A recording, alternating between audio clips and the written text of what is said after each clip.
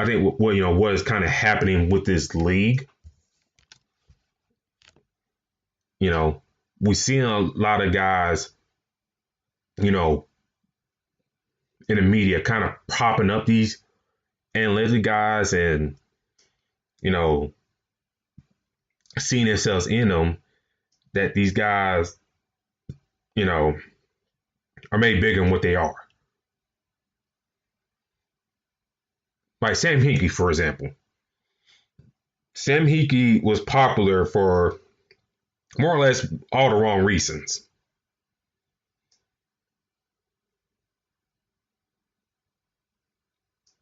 Like Sam Hinkie's name, I guess was synonymous with tanking.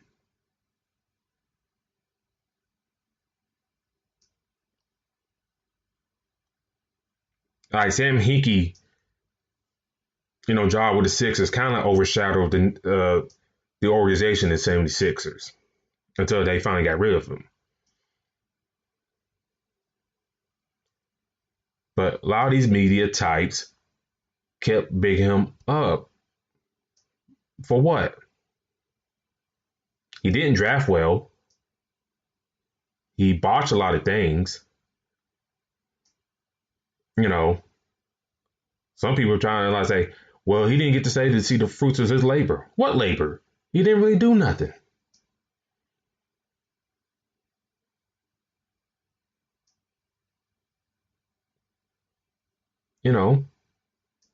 He created a logjam in center,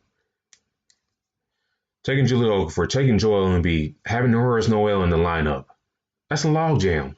Now, granted, Embiid didn't play for at least a good couple years, but still, you created a logjam that, were you going to do your job effectively or not? But they kept praising him. Now, granted, thankfully, he hasn't gotten another NBA job since. In the NBA front office.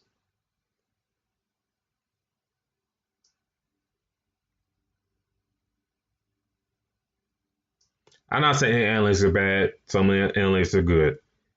But, giving the praise to these guys like that, it's kind of seeing bad, signals like that. Okay. How can I put this?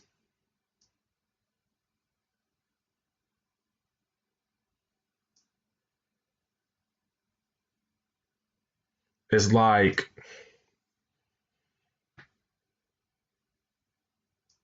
how can I put this like this? I won't say praising mediocrity. It's like, you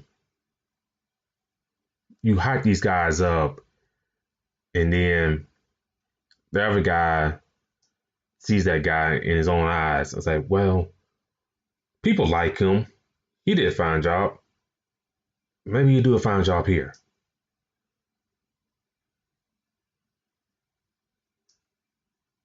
So, for Philly, we'll see how things go with this hire.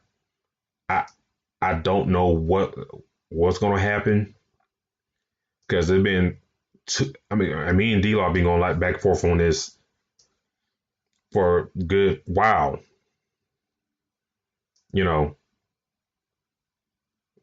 Do they trade either Ben Simmons or Joel Embiid?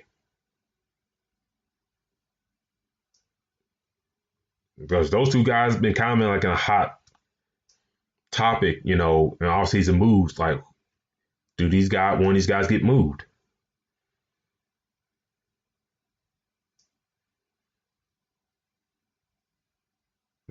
Now you're bringing in, kind of bringing a basketball sense into it.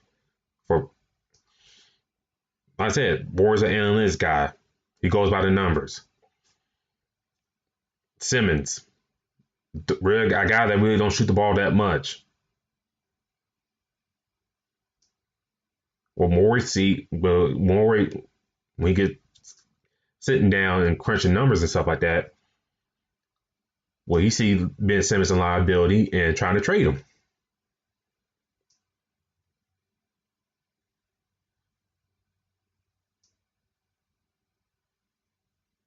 I don't know.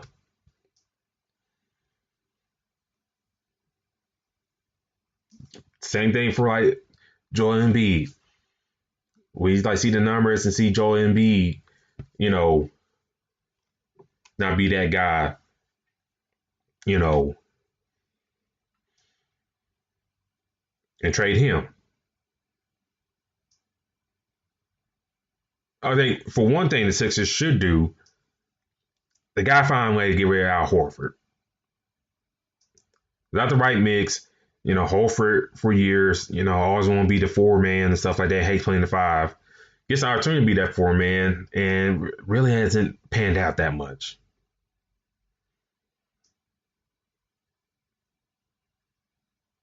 So, for me, the hire is to me it's just like whatever. But I just hate that,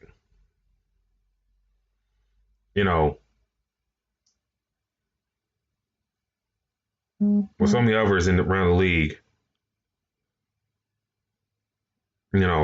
especially guys that have been grinding for years, don't get an opportunity or shot to run basketball operations. This dude walks off one job and gets another in another pretty decent situation, if we're going to be real.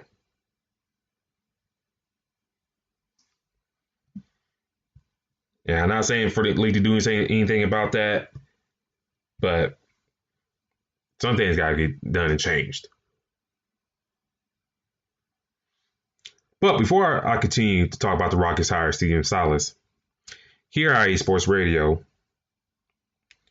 your direct feed that is always sports, is sponsored by another app company. With apps like Me, BS Meter, BS Meter, and Facefly, another app company starts by building apps they love and share them with the world. Find them online at anotherappcompany.com. Once again, that's anotherappcompany.com, and can be found in your Google Play Store. Also, coming soon to the Apple App Store. So, the Rockets, ladies and gentlemen, finally hired a new head coach in Stephan Silas. Stephan Silas has been an assistant in the NBA for many, many years. And this is his first head coaching gig at age 47. Like, Stephan's been around the block for many years. I know he has coached under his dad, where he's been at, like Charlotte, Cleveland, and elsewhere. But Stephan, he has been around for a very long time. Very, very long time. And, we talked about this last week about the Stan Van Gundy hire. We see Stan Van Gundy before. And, for me, about that hire by Stan Van Gundy to New Orleans, I like Stan. I do. But, I mean, we've seen Stan before. We've seen him in Miami. Now, did he deserve to be let go and for Pat Riley to step in? Up for debate. But then we've seen Stan in Orlando for years. And then, him eventually had to fall out with Dwight, and Stan saying Dwight trying to get him fired, and then Dwight coming out, didn't know what's going on. And like I said last week, in terms of wrestling, Dwight turned heel there. And everybody kind of hate him since. And then, he gets the job with Detroit, got the president of basketball operations, and really didn't do a hot job up there. All made the playoffs once and got swept. But my thing with that Stan Van Gundy hire is just like, you couldn't get new fresh face in there. Like a Stephan Silas. Becky Hammond, I'm Yukota, who got hired along as assistant coach for the Brooklyn Nets, a guy that's been grinding it as an assistant coach for years. He can't sniff at a head coaching job. And many others out there. But, back to Stephan, though, Luka Doncic really credited him, for his progress in year two. Progress, and so that, Luka made the All-Star team. Luka made All-NBA. Luka, I think, here within a couple years, I think we're talking about a guy who's in a constant top 10, best player in the league debates, which he may be already there, but I just want to see one more year of it before I put him in that category. But my question to y'all out there is like, can he figure out the right thing to do with this roster to get them over the hump? We have seen James Harden lead his team to multiple Western Conference Finals and eventually falling short.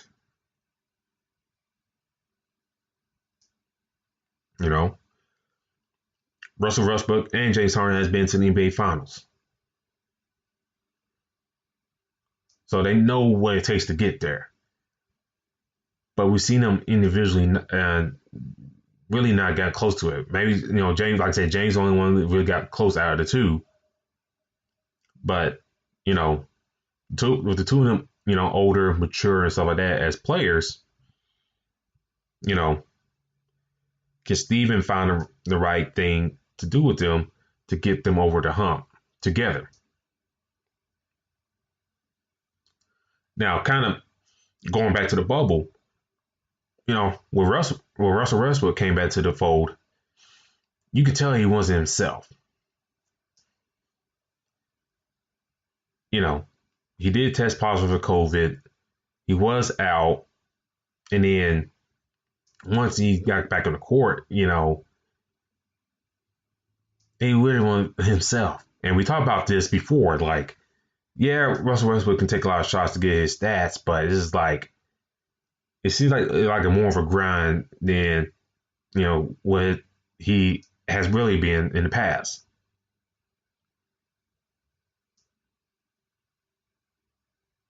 We saw that with Kendrick Nunn. He had COVID, and it took him a good while to get back into the rotation with the Heat. So maybe with, wherever the season starts, can, Stephan kind of like find the right thing to kind of, get this team up and rolling.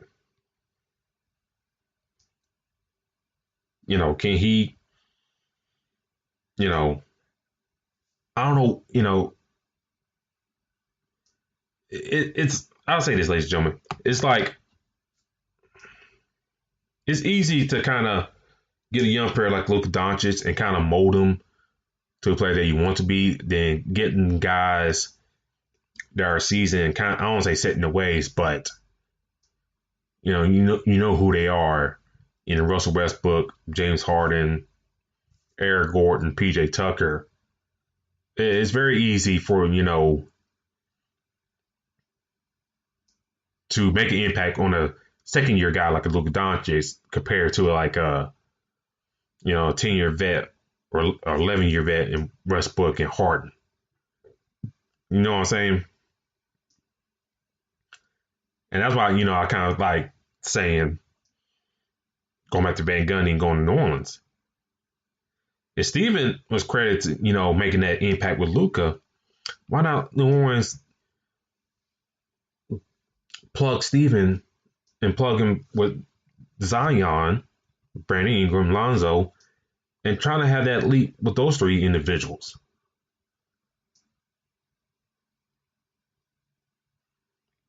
Because the West going to be a dogfight this upcoming season. However free agency plays out, however the NBA draft plays out, it's going to be a dogfight. And you got to get the best out of your players 9 in, 9 out. There's no little wiggle room at all between these teams in the West. In the East, yeah, maybe. Because most of those teams over there suck.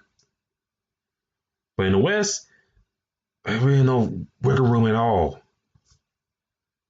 It's really not. Really not at all. And it's, just to go over Stephen's history as a coach, started as a scout for the Charlotte Hornets, and that was back in '99. From 2000 to 2002, he was the assistant coach, under his father. Then when the team moved to New Orleans in 2002, 2003 was the assistant under his dad when his dad was a coach, his LeBron James' first coach. After that, scout for the Washington Wizards, was the assistant for the Golden State Warriors for 2006 to 2010. Was the assistant for the Charlotte Bobcats from 2010 to 2018. Assistant for the past couple of years for the Dallas Mavericks. Now he's the head coach for the Houston Rockets.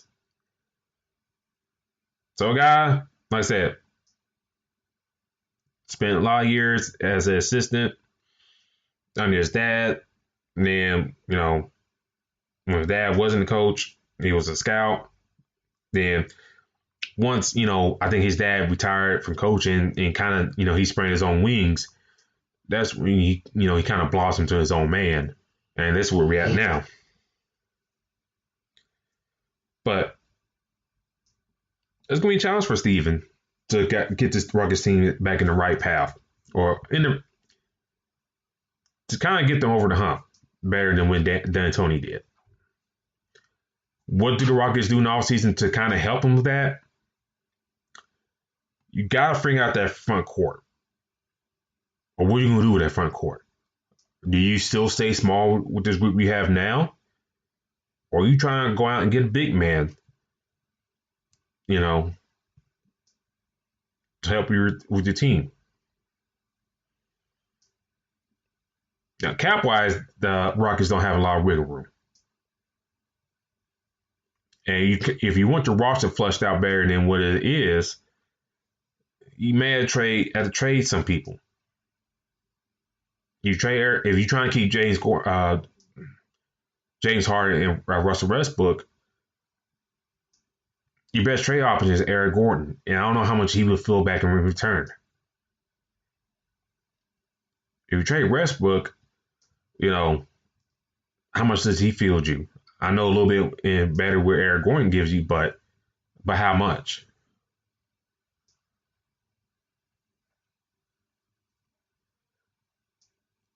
So once they figure out their front court situation,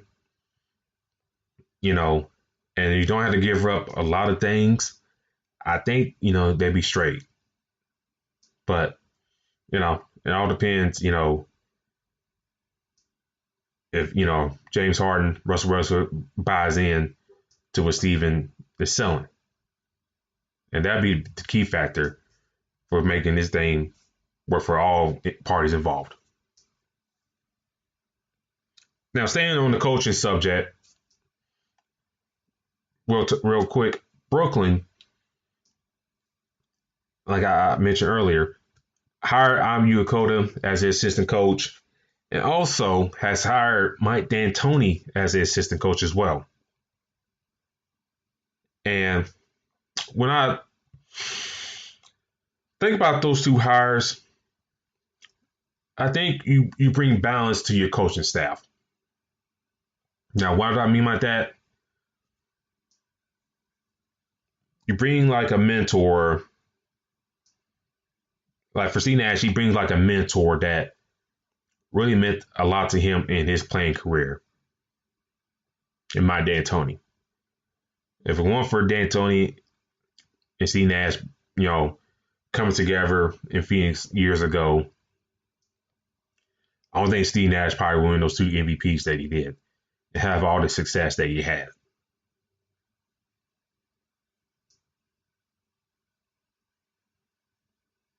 You know, bringing in Mike Steinmeier, you know, one of his best friends and a guy that I think he trusts, you know, to be on his staff.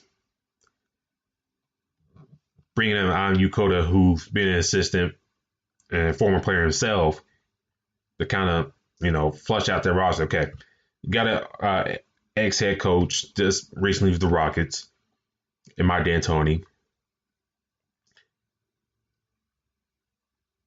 You got an assistant who's been around the NBA for a long time, coaching stuff like that in Yukota.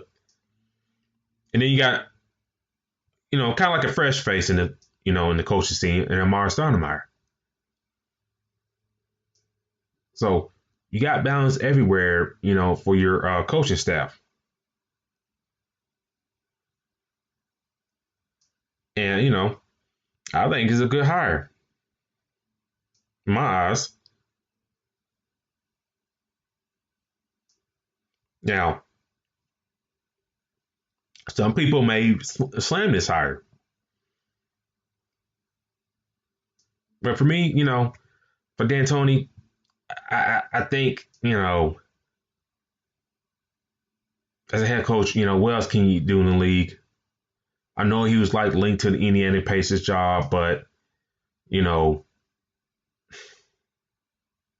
will he go there if they're going to do a rebuild? Because there's rumors about them trying to maybe trade Victor Oladipo. You know, rumors are also about Miles Turner. So will he go there for a rebuild? No. I think this is the best role for him, in my eyes.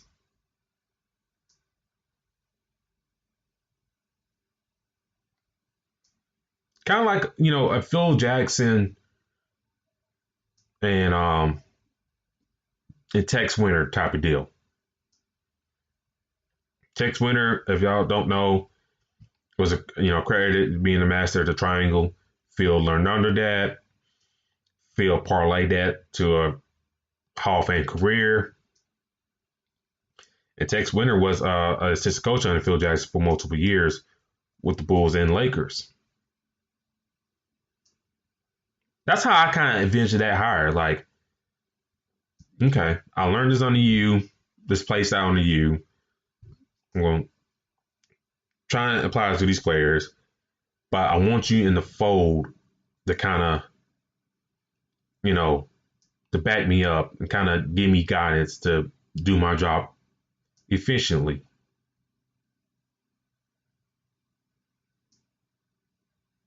And that's how I see this hire.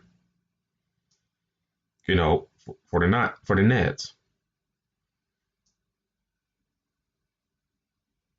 So, you know, I don't see like, you know, D'Antoni trying to wiggle himself into the head coach position. I don't think that's going to happen.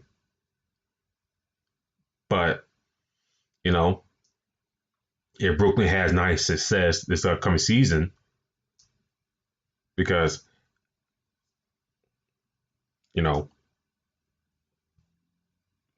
with Kyrie, KD coming back, DeAndre Jordan coming back, Spence and Dinwiddie coming back, Kalis LeVert in the fold, Joe Harris, Jared Allen. You got a nice roster there. And, at different times, in the course of the game, if we throw out a lineup, let's do this lineup here. If you do like a Kyrie at the point, Dinwiddie at the 2, LeVert at the 3, you probably do KD at the 4, maybe Jared Allen at the 5. Or if you really want to space it out, you may slide KD at the 5, put Joe Harris at the 4, and you really kind of flushing out your space and stuff like that. Because let's be real. those 4 guys not named Joe Harris can beat you off the dribble. Kyrie can beat you off the dribble. KD can beat you off the dribble. LeVert can beat you off the dribble. And Spencer Dinwiddie can beat you off the dribble. And you gotta respect those guys just enough that you really can't double team and leave one of the other options open. And when the NBA go into like this positionless league, and when it's still kind of baffling that they paid DeAndre Jordan all that money last off season. You got a scary looking team.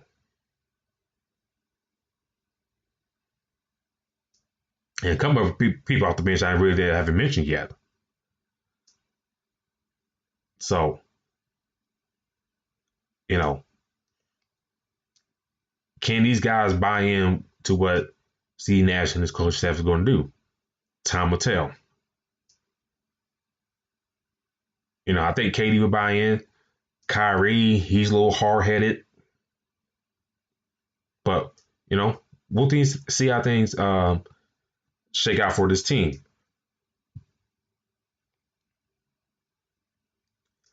But, ladies and gentlemen, before we get to our next subject, I know we don't talk college hoops on here a lot. So, hopefully we get, with college hoops getting closer to start here, we'll get into more of that talk. But I did want to talk about this tonight. Kentucky basketball has really been killing it here on a recruiting trail. Really been killing it on the recruiting trail here lately.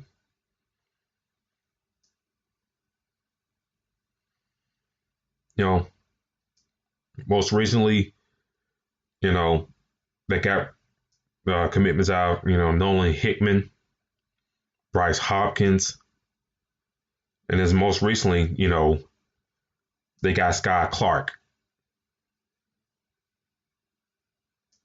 as well. So, Kentucky's, really hitting it here lately. And my question to y'all, to the chat or, when you listen to this, off air, can these guys kind of get Kentucky back on that level, like, top 10 in the country,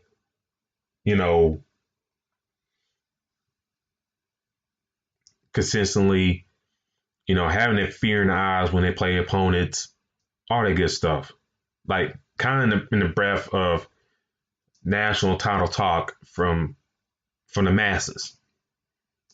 Because the past couple of years, we haven't seen that with Kentucky basketball. We really haven't.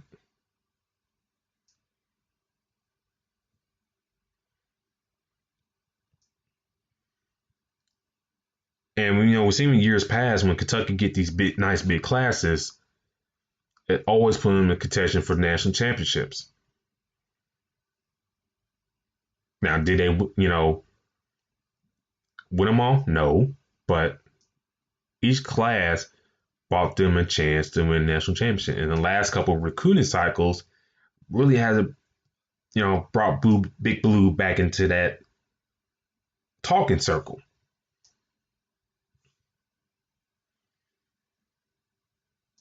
It really hasn't. But, in my eyes, getting Sky Blue from Texas, of all places. And, really, and if we talk about, basketball recruiting and stuff like that, you can get players from anywhere and stuff like that. And some people say, like, well, how can they, this team get this player from that state, from so and so and all that stuff. It's really not that hard. Now, yes, Kentucky basketball is a national brand. So they can pluck anywhere and get anybody they want. Well, let's be real. Texas was shocking smart. Really, it's been ho hum. Let's be real. Now Bryce Drew in Baylor has done an excellent job there, and he could have went to Baylor, but he didn't.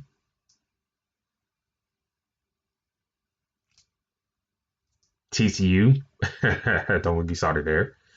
Texas Tech, they kind of get they getting there.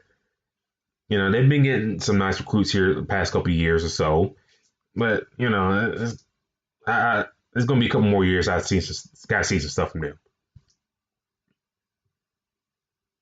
You know, on the rest of the schools, Houston, I doubt he would go there, but you never know. But I don't think they were contention anyways. So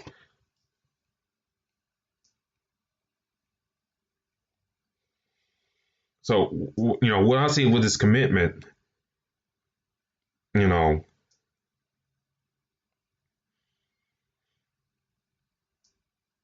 with him, guy that's 6'9", very athletic and stuff like that, you know, picking over Kansas, picking over Oklahoma, Texas Tech. And you see, his other, three other choices were Kansas, Oklahoma, Texas Tech. All schools in the Midwest. Kentucky, well, you can consider in the Midwest, South, whatever. But like I said, Kentucky can go there, pluck them, and give them to Kentucky. That's simple.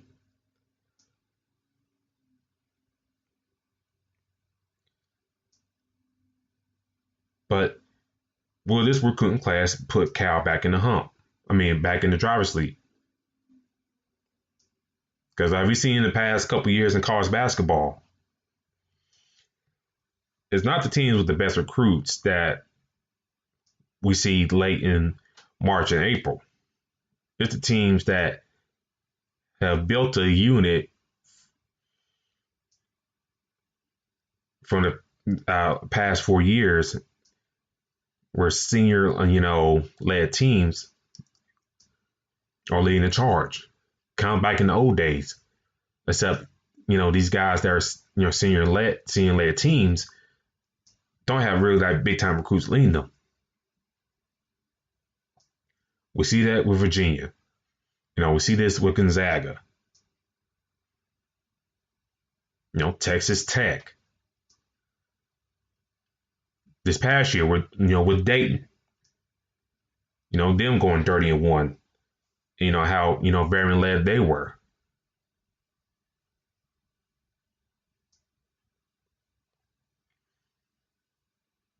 So these are the teams that we are,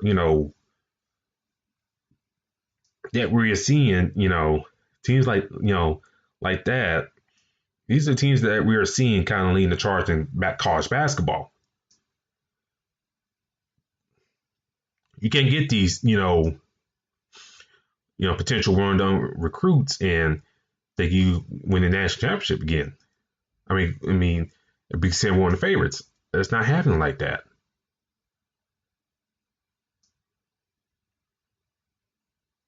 It's really not.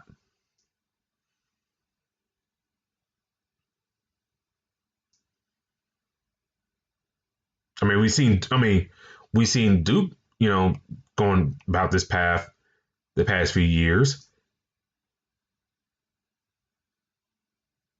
But I think we kind of slowly seeing them going back to their old ways and getting these guys that will be committed to at least 3-4 years and having some dominance in the college program. Look at UNC.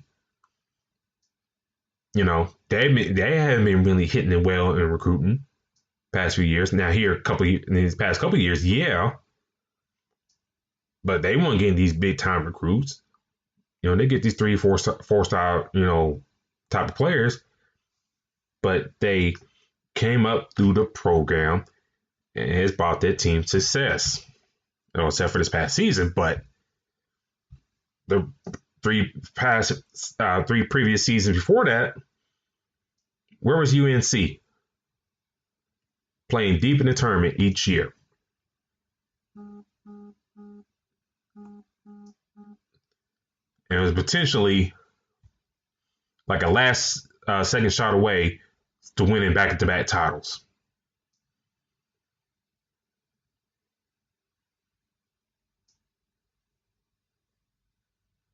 This is where we at in college basketball. Kind of go back to the old style that you gotta have, a veteran team to kind of get you over the hump. But like I said, but these guys are not elite, recruits coming in though. They grow into those type of players.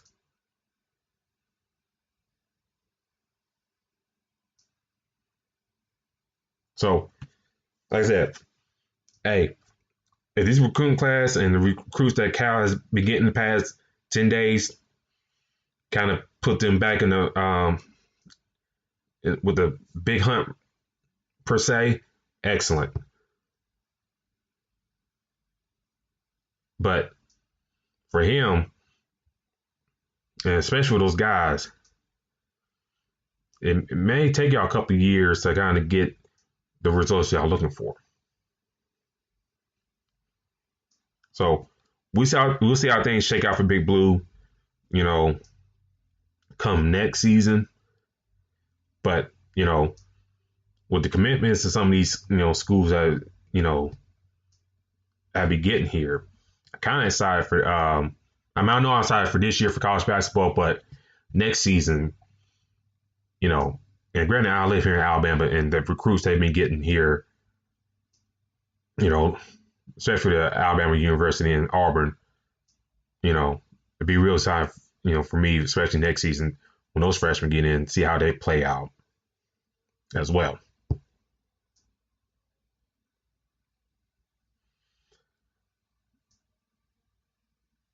Before I get out, ladies and gentlemen, I do want to talk about this one last subject.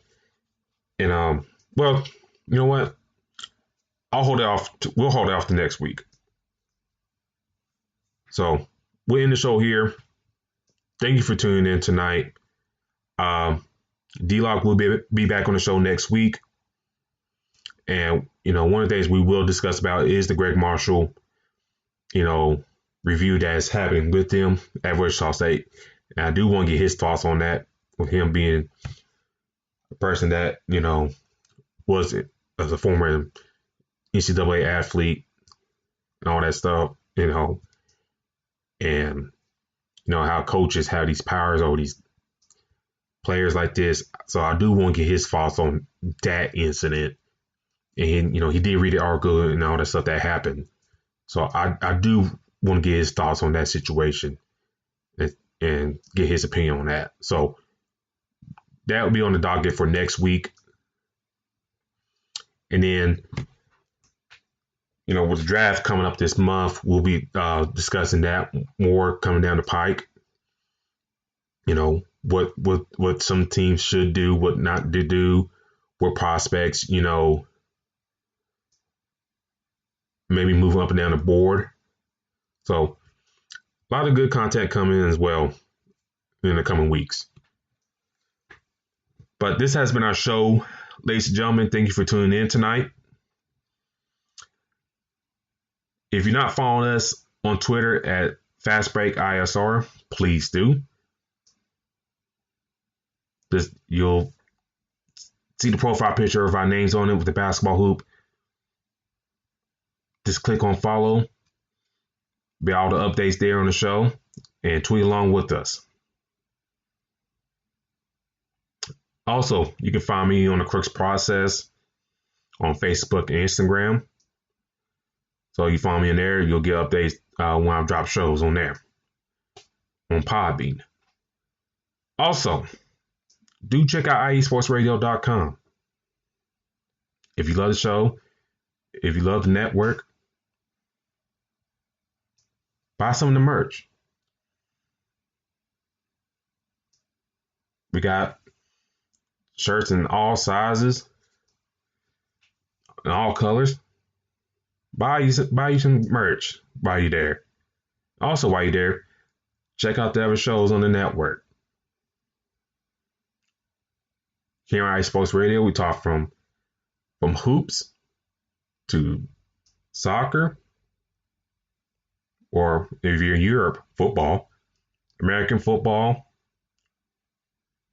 racing, so Formula One, NASCAR, Truck Series, whatever, we got you covered on racing. Baseball, hockey, combat sports, boxing, MMA.